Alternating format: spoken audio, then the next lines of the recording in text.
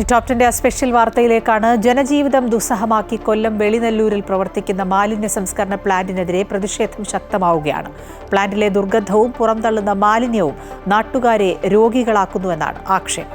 3 വർഷങ്ങൾക്ക് മുമ്പാണ് വെളിനെല്ലൂർ പഞ്ചായത്തിലെ മുളയറച്ചാലിൽ സ്വകാര്യ വ്യക്തി അത്യാധുനിക സംവിധാനത്തോടെ ഒരു പ്ലാന്റ് പ്രവർത്തനം ആരംഭിച്ചത്.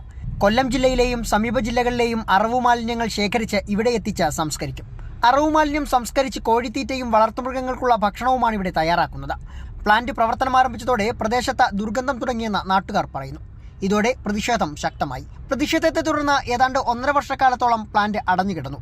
പ്ലാന്റ് പുനരാരംഭിക്കുന്നതിനാവശ്യമായ കോടതി ഉത്തരവ് ഉൾപ്പെടെ നേടിയെടുത്ത പ്ലാന്റ് ഉടമ വീണ്ടും പ്രവർത്തനം ആരംഭിച്ചു. എന്നാൽ നാട്ടിലെ പ്രധാന ജലസ്രോതസ്സായ ചാത്തൻപാറയിലേക്കും കുടിവെള്ള സ്രോതസ്സുകളിലേക്കും ഫാക്ടറിയിലെ മലിനജലം ഒഴുകിയെത്തുന്നു എന്നാണ് നാട്ടുകാരുടെ ആരോപണം. പ്ലാന്റുകൾ പ്രവർത്തിപ്പിക്കുമ്പോൾ ഉയരുന്ന രൂക്ഷമായ ദുർഗന്ധവും വാതകവും പ്രദേശത്ത് പരക്കുന്നതായും പരാതിയുണ്ട്. ഏറ്റവും ഒടുവിൽ കളക്ടറേറ്റ് മാർച്ച് വരെ സംഘടിപ്പിച്ചു കഴിഞ്ഞു. എന്നാൽ നിയമതടസ്സങ്ങൾ നിരത്തി അധികാരികൾ പ്ലാന്റിന് അനുകൂലമായ നിലപാട് സ്വീകരിക്കുന്നു എന്നാണ് നാട്ടുകാരുടെ ആരോപണം. അതേസമയം പ്ലാന്റിന്റെ പ്രവർത്തനം കൃത്യമായ നിയമ സംവിധാനങ്ങളോടെയാണെന്നാണ് പ്ലാന്റ് അധികൃതരുടെ വാദം. ഒരു നാടിൻ്റെയാകെ കുടിവെള്ള സ്രോതസ്സുകൾ മലിനമാക്കി കുട്ടികളെ അടക്കം രോഗികളാക്കി ജനജീവിതം ദുസ്സഹമാക്കി പ്രവർത്തിക്കുന്ന ഒരു മാലിന്യ സംസ്കരണ പ്ലാന്റ്. അതിനെതിരെ പ്രതിഷേധിക്കുന്നവരെ കള്ളക്കേസുകളിൽ കുടുക്കി അവരെ അടിച്ചമർത്താൻ ശ്രമിക്കുകയാണ് ഭരണകൂടം. ഇതിനെതിരെയാണ് മുളയറച്ചാലിൽ പ്രതിഷേധം ശക്തമാകുന്നത്. ക്യാമറമാൻ പ്രദീപ് വാളത്തുങ്കലിനൊപ്പം സുജിത് സുരേന്ദ്രൻ, അമൃത ന്യൂസ്, കൊല്ലം.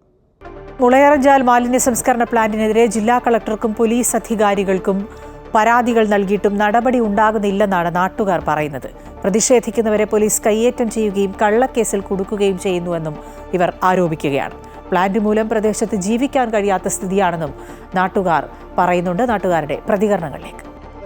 സാറിൻ്റെ മൂക്കിനകത്ത് എന്തോ പ്രശ്നമുണ്ടെന്നാണ് ഞാൻ അന്ന് വിശ്വസിച്ചെന്ന് പറഞ്ഞു. എന്നുവെച്ചാൽ അത്രയും ജനങ്ങൾ വന്നിട്ട് ബാക്കി എല്ലാവരും പൊത്തി. അതായത് ഞാൻ ഹാർട്ടിൻ്റെ 2 ഓപ്പറേഷൻ കഴിഞ്ഞ് പേസ് മേക്കർ വെച്ചതെന്ന് വെച്ചാൽ ഞാൻ അവിടെ അരമണിക്കൂറിൽ നിന്ന് ഞാൻ ബോധം കെട്ട് വീഴും. ഞങ്ങൾക്ക് കഴിയാൻ നിവൃത്തിയില്ല. ഞങ്ങൾക്ക് ഒരു തരത്തിലും കിടക്കാൻ പറ്റുന്നില്ല. ഞങ്ങൾക്ക് വെപ്രാളപ്പെട്ട് ഞങ്ങൾ റൂമിൽ നിന്ന് ഞങ്ങൾ എടുത്ത് ചാടുക. പുറത്തിറങ്ങാൻ പറ്റുന്നില്ല, അകത്ത് കിടക്കാൻ പറ്റുന്നില്ല.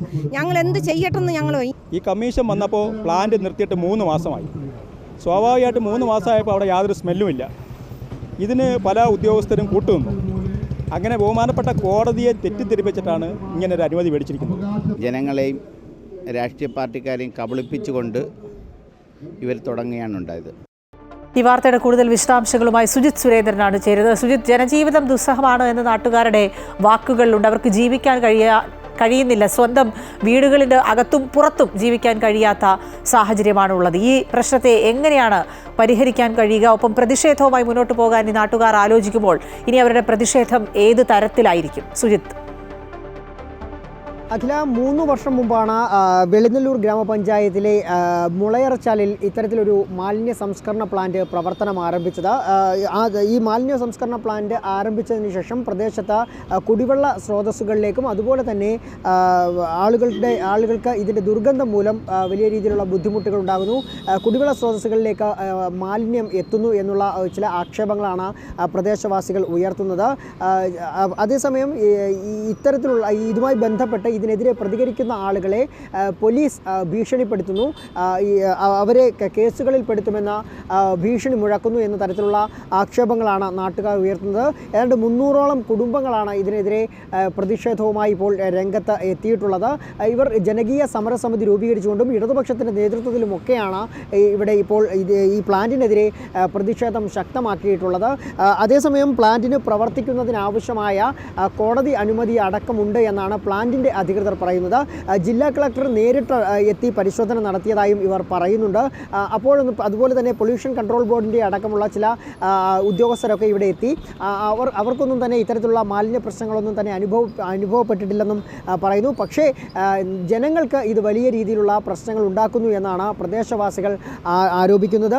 അതുകൊണ്ട് തന്നെ ഇതിനെതിരെ ശക്തമായ പ്രതിഷേധവുമായി മുന്നോട്ട് പോകുവാൻ തന്നെയാണ് ഈ പ്രദേശത്തെ ജനങ്ങളുടെയും ജനകീയ സമരസമിതിയുടെയും ഒക്കെ തീരുമാനം. അഖില, ജനങ്ങളുടെ സ്വൈരജീവിതം എന്നുള്ളതൊരു അവകാശമാണ്. അതിനുവേണ്ടിയുള്ള ഇടപെടലുകൾ സർക്കാരിൻ്റെ ഭാഗത്ത് നിന്ന് ഉണ്ടാകണം. ഒപ്പം മാലിന്യങ്ങൾ സംസ്കരിക്കാനുള്ള വഴിയും തീർച്ചയായും വേണം. അതുകൊണ്ട് തന്നെ കൃത്യമായ ഇടപെടലുകൾ, കൃത്യമായ രീതിയിലുള്ള നടപടികളൊക്കെ ഉണ്ടാകട്ടെ എന്ന് ടോപ് 10 ആഗ്രഹിക്കുകയാണ്. സുജിത്താണ് വിവരങ്ങൾ നൽകിയത്.